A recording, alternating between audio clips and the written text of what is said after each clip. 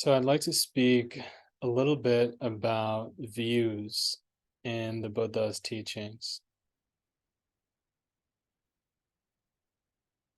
and the intent that I have in briefly discussing this topic is that we find our way to a sense of freedom,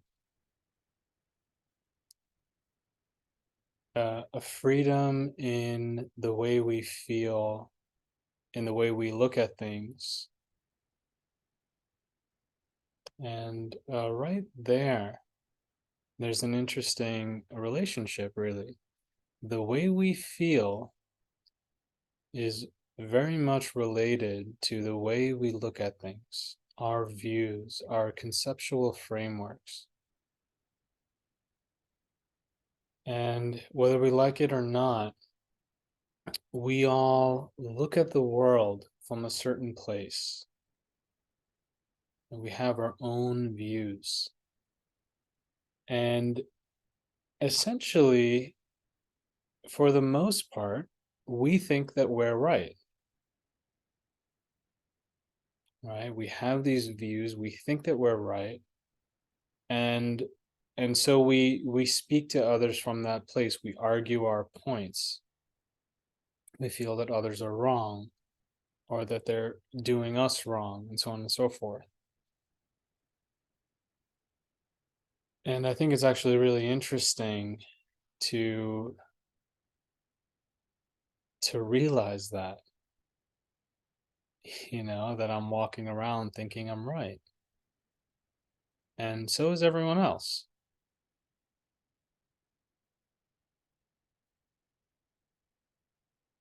I can think of one of my friends,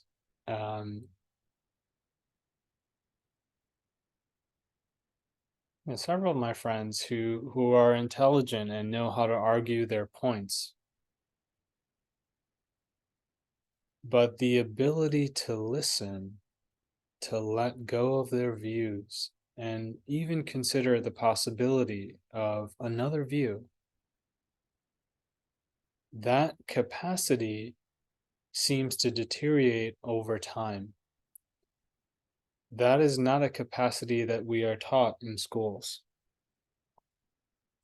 It's largely,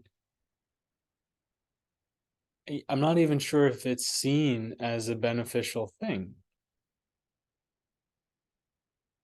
When I bring it up in this way, maybe so, but for the most part, it's not that we're taught to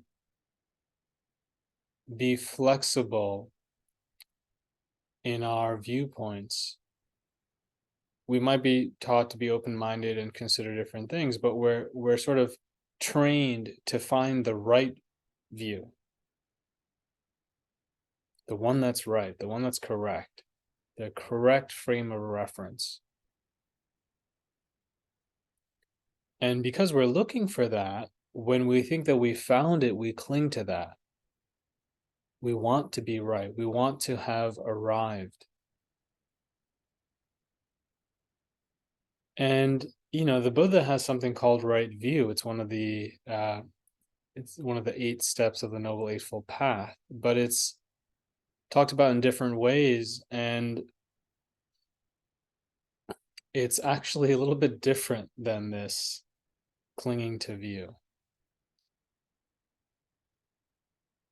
So again, as I said in the start, I'm interested in us finding a freedom in the way we feel, and a freedom in the way that we look at things, the place that we look at things from.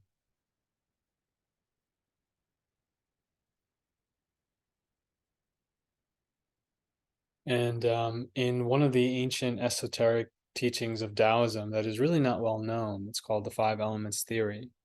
And the 5 elements are known in Taoism and acupuncture, but what I'm speaking about is a little bit more secret, a little bit more, a lot more esoteric, and a lot more rare to find teachings about this. But it's this idea that each of us have 5 elements within us, and our primary element, our first element, dictates a lot of our strengths and our weaknesses and our viewpoints. So a wood person looks at things in a certain way, and a water person looks at things in a completely different way, and an earth person a completely different way. And so one of the things that becomes important in this teaching is learning how to shift from element to element, or to at least start to understand how someone with a different element will look at things in a different way. And this is really important in relationships. So anyone who has a long-term relationship with a spouse or a parent or a child, or someone that you're close to,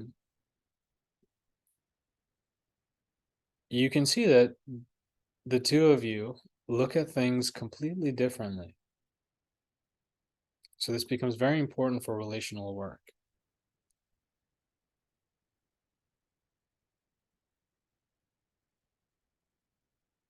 So everything I'm saying right now is sort of preliminary, but I hope you'll find it interesting or helpful. Another interesting point to me anyway is how in meditation, when we go deep and we really feel well, we come into samadhi, this beautiful harmony, unification, and coming together, or we learn to dwell in any of the many beautiful states of being that the Buddha spoke about. When you step back and consider it, you might realize that in those places, we're actually letting go of our views. In meditation, we're dropping our views. We're letting go of many things, including our views.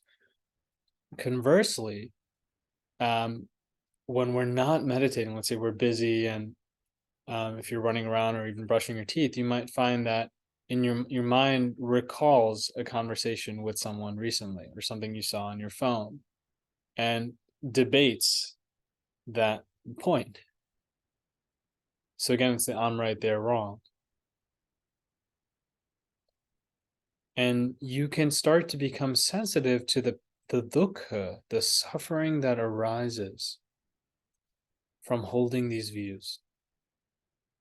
And we can start to differentiate that from the peace that comes from letting go in meditation, or outside of formal meditation. So these are some important points.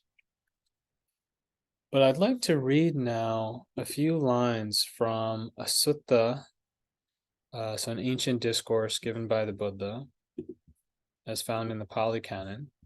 And this is Sutta Nipata 4-3. It's called Dutthatthaka Sutta, Dutthatthaka Sutta, which means corrupted.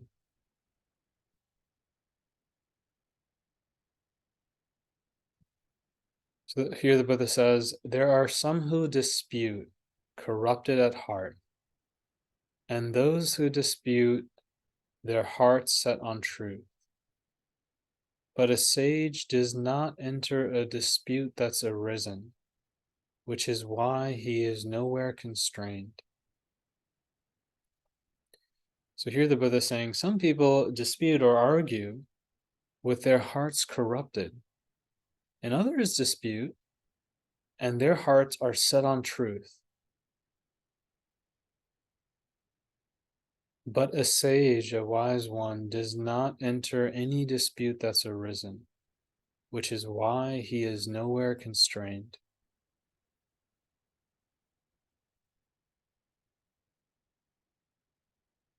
So as I reflect on this, I can think about a time somewhat recently in which I was sort of in a place and I could hear some people sort of gossiping about someone that they knew, one of their friends. It was a group of people, and I was kind of sitting apart.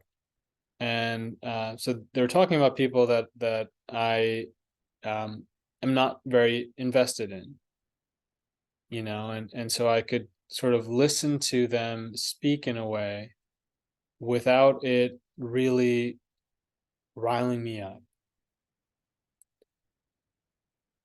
And I can differentiate that from another time recently where there's a debate and I step into the debate And I'm thinking about a Dharma debate, actually. And in this Dharma debate, I start to speak about something that is so clear to me, uh, and and and the other person, it's so clear to them. But as that debate's going, I can feel the intensity arising in the chitta, the heart. And so this is something for you to notice,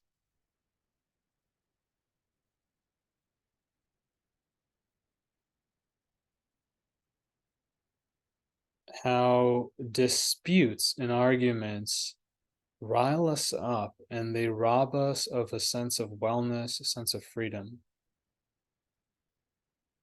So here the Buddha says, a sage does not enter a dispute that's arisen, which is why he is nowhere constrained. Nowhere constrained. Beautiful. Then he goes on to say, now, how would one led on by desire, entrenched in his likes, forming his own conclusions, overcome his own views? He would dispute in line with the way that he knows. So let me break this down. Now, so here the Buddha is saying, basically, now how would somebody who has desires, who has likes, who forms their own conclusions, how would that person overcome their own views? He would dispute or argue in alignment with the way that he knows.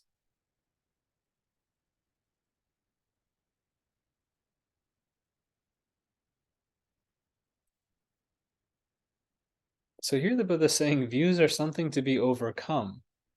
But when we are entrenched in our views and our likes, when we form our own conclusions, we naturally would dispute in line with the way that we know things to be. Um, Now I'm going to skip ahead, even though this is a lovely sutta, but I'm going to skip a little bit ahead.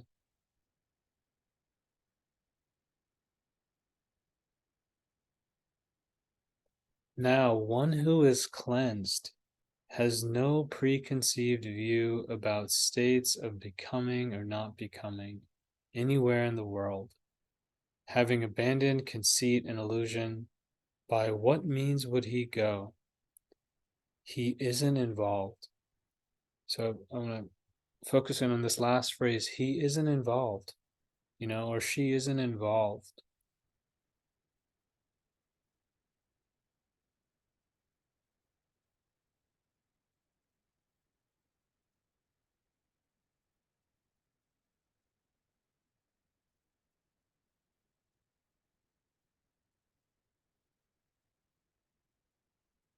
Nowadays there's like a craze with reality TV, which my wife likes to watch. For me, it's really difficult to even be in the room when one of these TV shows is playing because there's drama, right? That's the whole point, drama, gossip. Uh, but what she says is that she likes to watch drama, but she doesn't like to have drama, which is an interesting, way of putting it. Now, how I feel about that is, something else, but this idea of to not be involved, there's a freedom in that. We can make this choice to not be involved. Now, here's the last bit of the sutta, my favorite part. So, here again, the Buddha says, for one who is involved gets into disputes over doctrines. So, one who is involved gets into arguments over doctrines and views. But how? In connection with what? With you argue with one uninvolved. But how, in connection with what, would you argue with one uninvolved? He has nothing embraced, nothing rejected. He's let go of every view right here, everyone.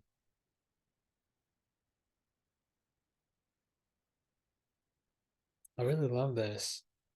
Here the Buddha saying, how would you argue with one uninvolved, one who has nothing embraced or rejected, who has no view? He has let go of every view. So, in connection with what would you argue with someone like that? It's beautiful. And, in the Buddha's time, there were many different spiritual traditions, and there was a sort of practice where you'd have these congregations of people, and there would be these great spiritual debates. And the Buddha would frequently, this was not something he liked to do, as far as I can tell. He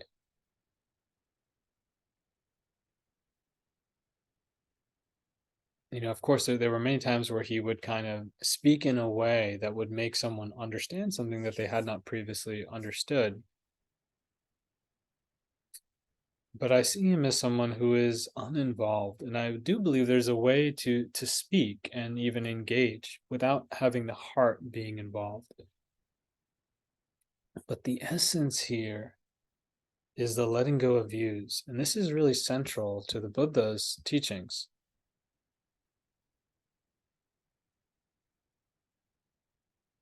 So, in another sutta, and this is the discourse on right view, the Sammaditthi Sutta.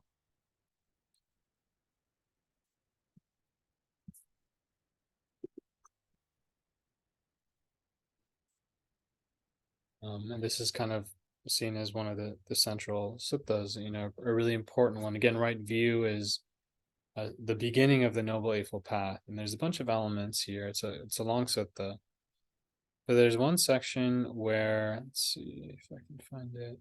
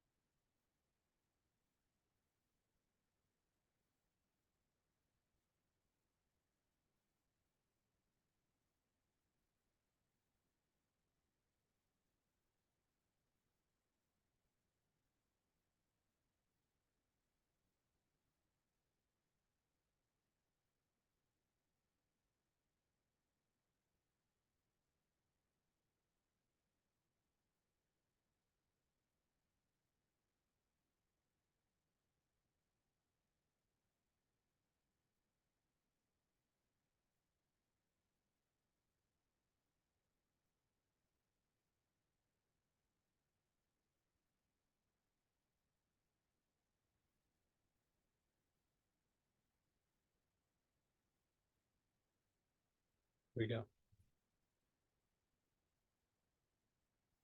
So here the Buddha says there are these four kinds of clinging: clinging to sensual pleasures, clinging to views, clinging to rituals and observances, and clinging to the doctrine of self.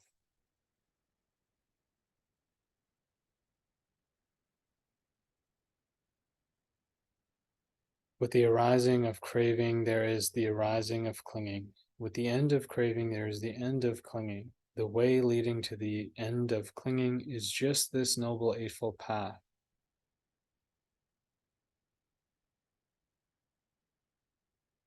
So central, so this is really central to the Buddhist way of looking at things. The idea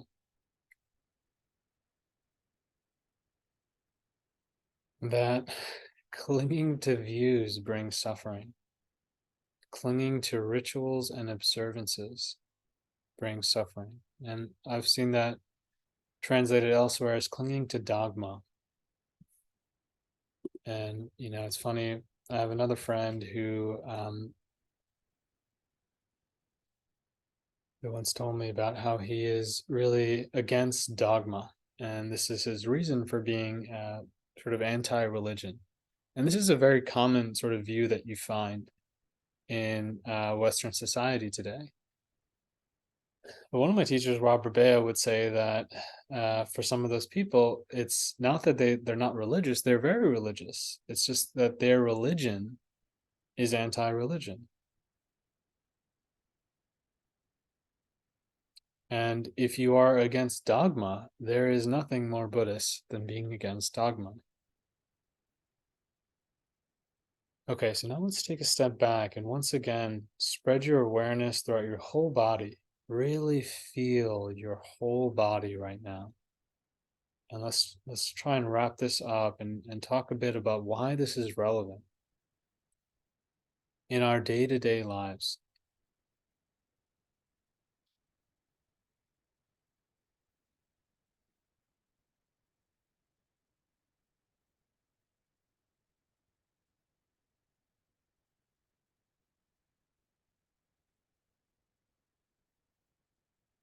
And what does this all mean?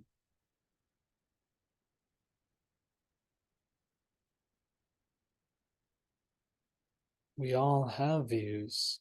So what do we do? It's sort of like uh, taking cheese and turning it into Swiss cheese, as I think Robert Bea once talked about.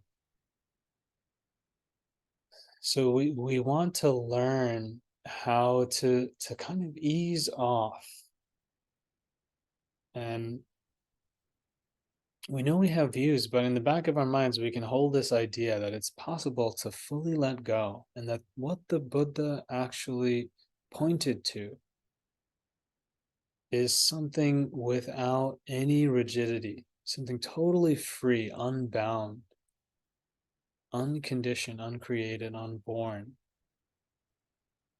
That enlightenment itself is a complete letting go, freedom from all rigidity, all sense of this is right. When I say this is right, I'm not saying this is skillful or unskillful. What I mean by this is right is sort of like, I am right, my view is right.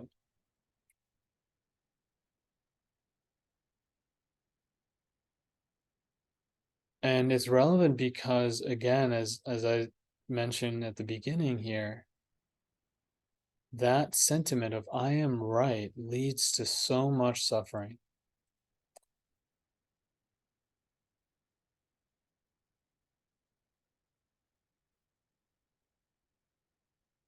And, it's not like we can throw all of our views out the door. This is something very subtle, right? And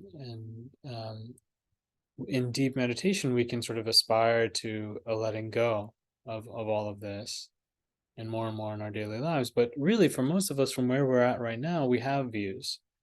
So the path is about learning how to use views in a way that is helpful. We want to try different views and find the views that bring us away from suffering into happiness. We want to be strategic and skillful about this.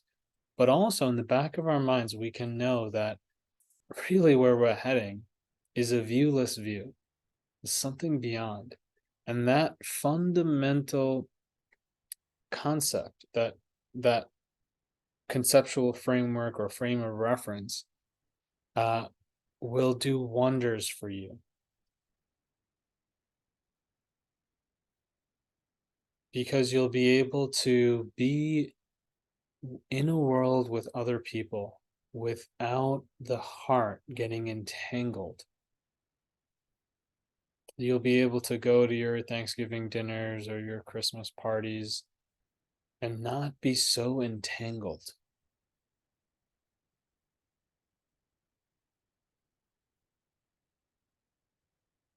And, as I say that, I can think about a Christmas party that I went to a year or two ago, and speaking to a older gentleman, and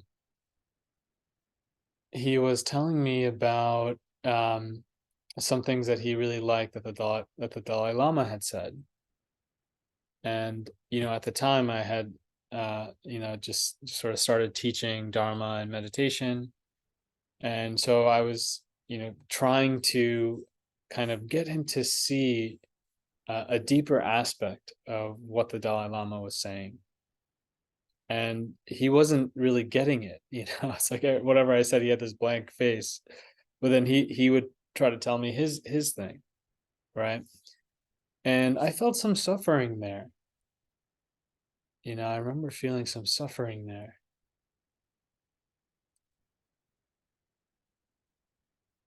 And if we fast forward a couple of years, more recently, I went to a wedding, went into another older gentleman from my community, and someone who practices Dharma. And he, we were just like catching up as we were walking to this wedding. And I asked him how he was doing, what he was up to, and he was telling me a bunch of things. And then he said, how about you? And then I said, yeah, I started to teach Dharma. And his response was, "Oh no, I don't teach Dharma, but I practice it. It's important. You know, it's all about self practice." And he kind of went on a little riff about that. you know, and but I felt no suffering.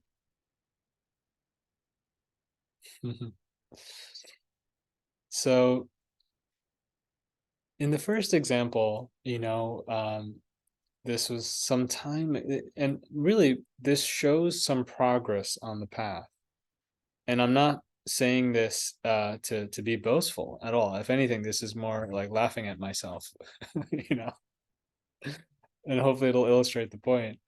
So in the first example, going back a couple of years, somebody was trying to share with me something that they felt was really beautiful in the Dalai Lama's teachings. And I was there with my view. And my view at the time was, oh, what you're talking about it's nice, it's good, but actually the Dalai Lama is pointing to something deeper.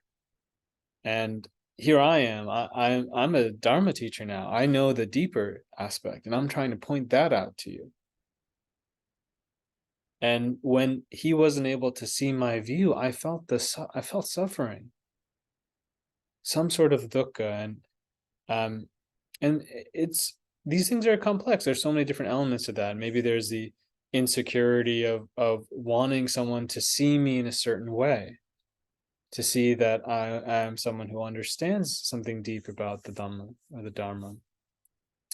Maybe there's a feeling of, here's this Dharma, it's so rich, it's so deep, it's so valuable to me. And here's someone who's getting, X% of it. And that's painful to me. So here, even when it comes to Dhamma, right, you can feel the suffering in that example, right? Now, again, in the in the later example, uh, someone asked me what I'm up to, and I say, oh, I'm teaching Dharma, and they must have misheard me, and they think that I'm asking them if they teach Dharma, which, when I think about it, is really silly. But anyway, so his response is, uh, uh, oh, I know I don't teach Dharma, but I practice, and I think practicing for myself is really important. And I was like, oh, and for me at that time, it's like, yeah, that's really great that you're practicing, and I agree with you. It is important to practice ourselves, to do that. It's so important. It's beautiful, and I felt no suffering. It's just a freedom. And so, this is just like a silly little example, but I hope it starts to illustrate something. We, in the way we relate to others, in the way we move about the world, we don't need to be holding on to our views of who we are. And, as I say that, I want to contradict myself here, and contradictions are here in the Dharma. They're very important. And the more we practice, the more we can hold contradictions. So I want to say there are times where building a sense of self, a sense of who we are, our purpose, our destiny, that can be really important for some people at certain points on the path. Okay. So I want to say that. But not not having to hold on to this so tightly that it becomes a burden, and and to see that these views can be used in a way that can be skillful for a time being, but if they ever bring suffering, to know that we have stepped onto something that is not what the Buddha recommended.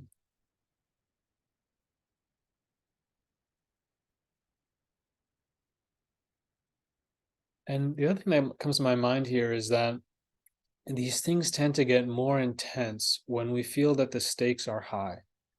So it could be when we're in front of people who are really important to us, like parents or uh, family, our spouses. We can feel like it's so important for them to see me or to see things in this way. Or if we're having a business opportunity and there's a potential partner or whatever, there's an important meeting coming up at work, or we're meeting with our boss. These are some examples where there can be intensity. So see if you can practice with this. Can you come into a place and not be involved? And even if you have to speak, if you have to engage for whatever reason, can you do it without the heart being so involved, so entangled?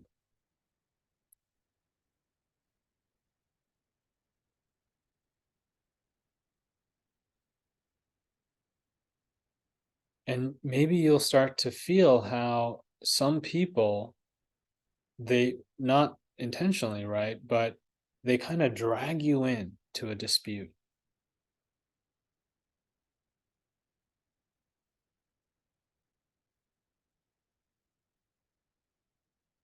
And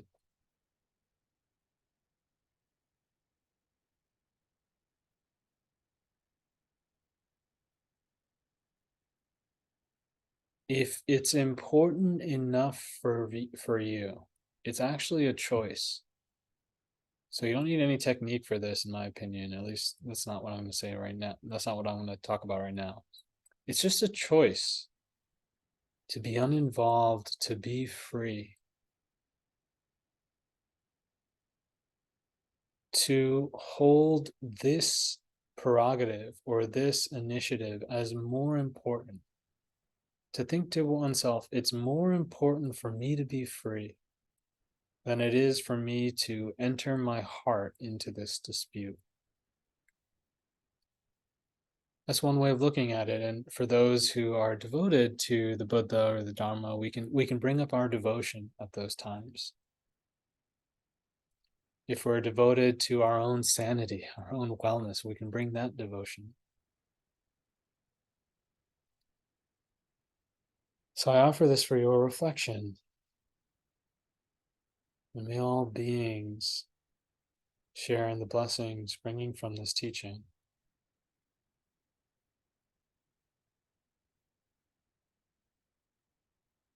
By the power of these merits, may the whole world be well, happy, and free.